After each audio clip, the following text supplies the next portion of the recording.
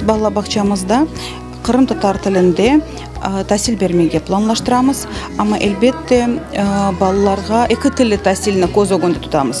Чоқсы әбет Қырым татар тілінде олacak, ама базы компонентлер, базы терминлеріні біз русчада аңлатacakмыз. Ама esas мақсадымыз Қырым татар тілі мұйтыны яратмақ ве яшатмақ.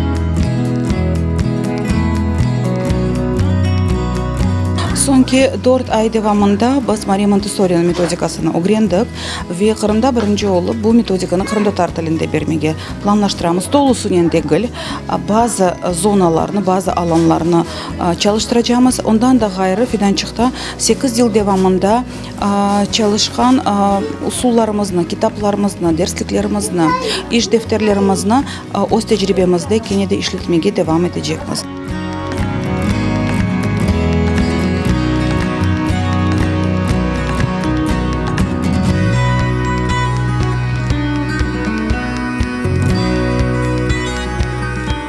Мы уже год ходим сюда, в Фиданчик, и очень рады, что наконец-таки открылся такой небольшой филиал.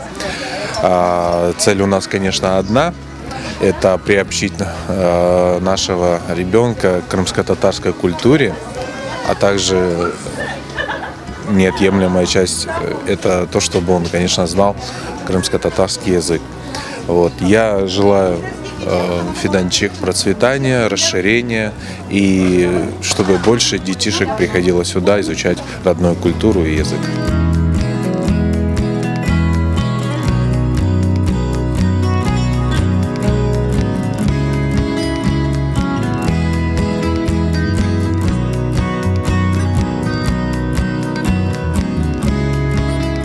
Мен Фиданчикка катнайм, чүнки пек стим ана тілімні чоқча білме. Менің харбамы вақтайта Қырым татар делов етме. Мен Фиданчикны пек севем, чүнки анда біз пек мерахлы Қырым татар тіліні öğrenеміз, ве анда шақалар айтамыз, күлеміз, ойнаймыз, ве пек анда яқшы.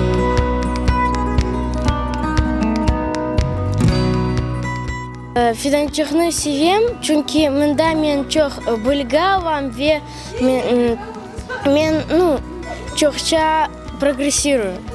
Мен Фиданчикны севем, чүнки Фиданчик біздің халқымызға чоқ білгі бере, біздің тілімізні яшата. Ве мен бұны пек бегенем.